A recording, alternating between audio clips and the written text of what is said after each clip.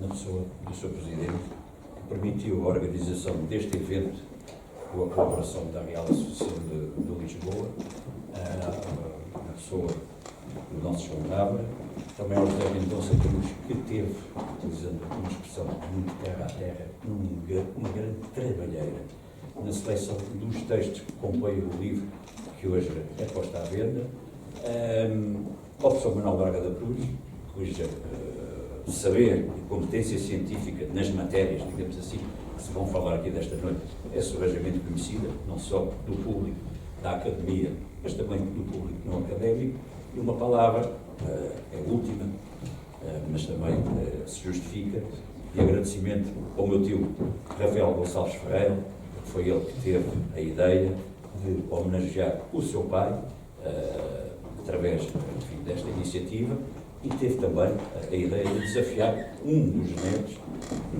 no meu caso, que de imediato aderiu com muito entusiasmo a esta iniciativa.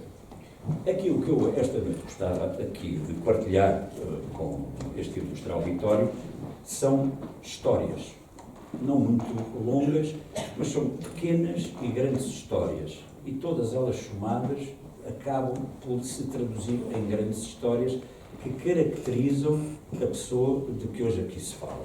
Neste caso, o meu avô, António Jacinto Ferreira.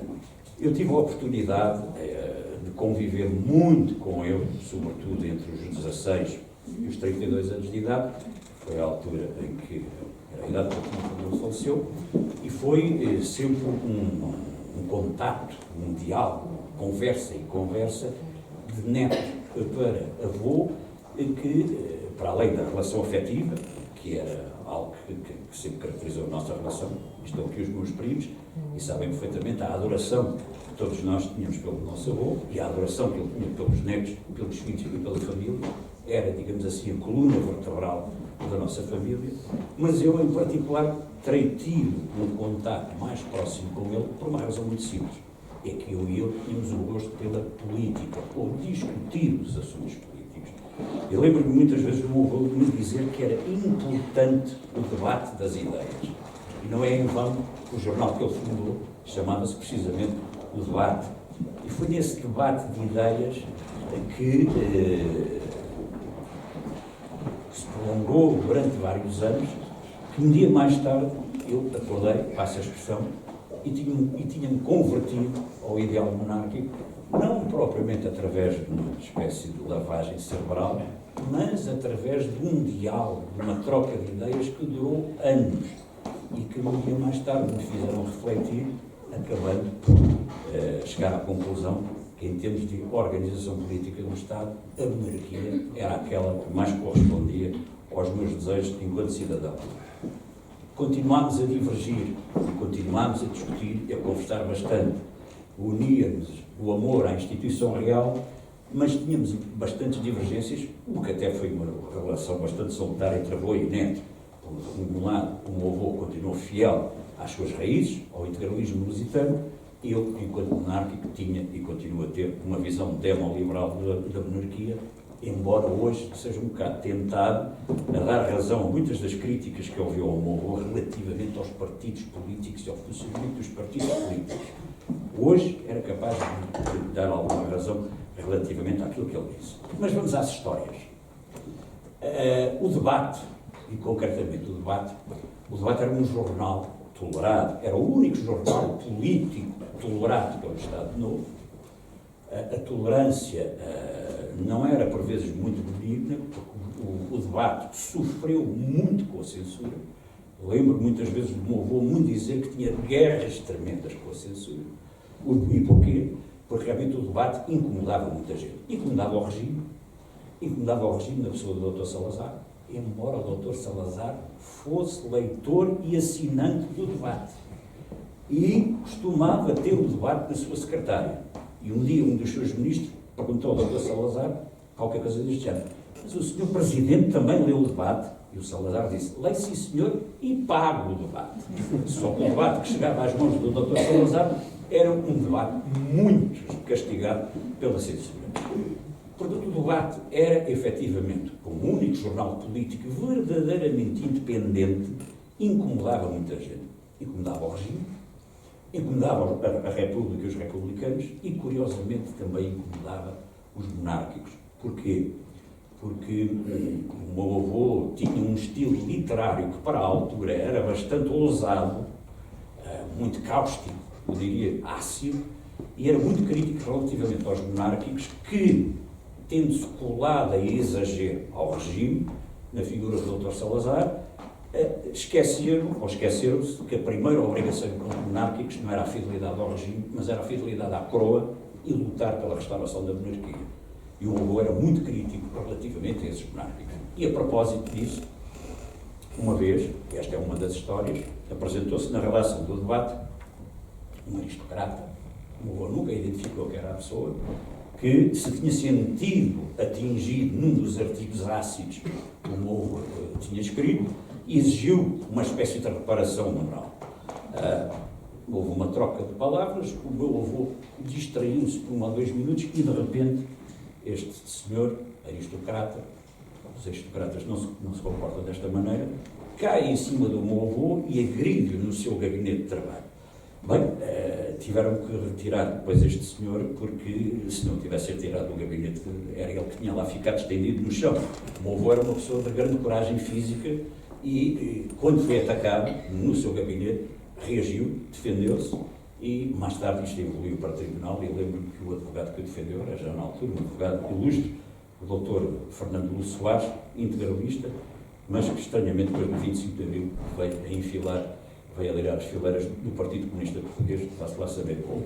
Mas este episódio revela o quanto o debate era incómodo para todos, inclusivamente incómodo para o regime. Um outro episódio é a única visita, só aconteceu uma vez, a única visita da PIDE à redação do debate.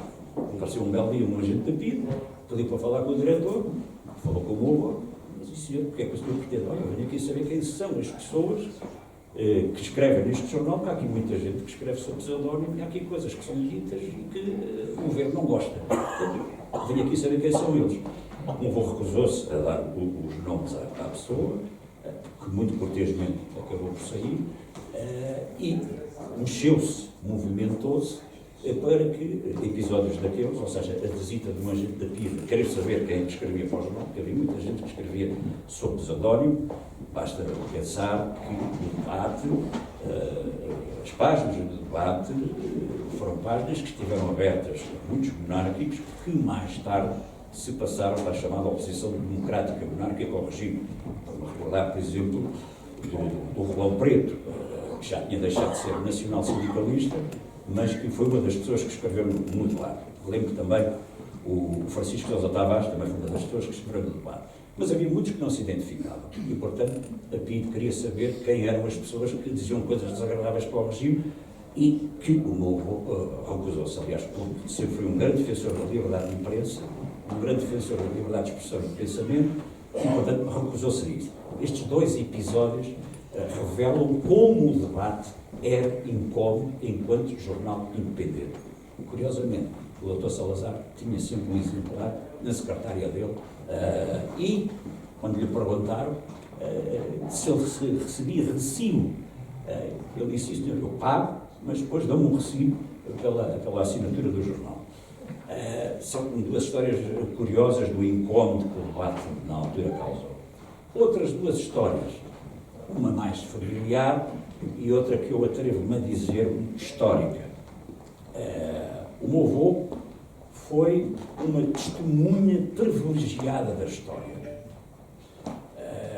Eu próprio gostaria de ter vivido esse momento histórico, enfim, por razões facilmente compreensíveis, isso não poderia acontecer, mas ele foi um privilegiado da história. E o episódio que quero aqui partilhar convosco, que é bastante interessante, e é o seguinte. No verão de 1939, o meu avô recebeu uma bolsa do Instituto de Alta Cultura para fazer uma viagem de trabalho a vários laboratórios localizados na Europa. Era um homem das medicinas, neste caso veterinário, mas fazia muita investigação científica e, portanto, ao abrigo desta bolsa concedida pelo Instituto de Alta Cultura, visitou alguns laboratórios europeus. Verão de 1939. Um dos países que ele visitou, aliás, o último país que ele visitou, é precisamente a Alemanha. Julho, agosto de 1939. Onde é que ele ficou alojado? Ficou alojado na cidade de Dresden. Lembro-me de ele me dizer que a cidade de Dresden era a cidade mais bela que ele tinha visto em toda a vida. A cidade de Dresden era reconhecida como, efetivamente, uma das cidades mais bonitas da Alemanha e era considerada a joia do barroco europeu. E várias vezes me contou o fascínio que lhe causou a beleza arquitetónica de Dresden.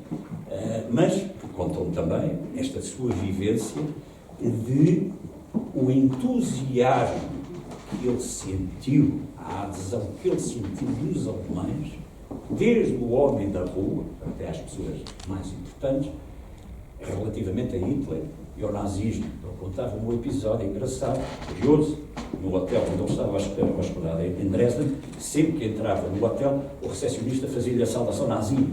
Era uma coisa, era o nazismo vivo no meio da rua, digamos assim. Mas este episódio de Dresden e do nazismo deu-nos a possibilidade de, ao longo dos tempos, conversarmos sobre as coisas que lhe causaram horror. A primeira coisa que lhe causou horror foi precisamente a cidade de Dresden. Porque o meu avô deve ter sido dos últimos europeus que viu a cidade de Dresden tal como ela existia.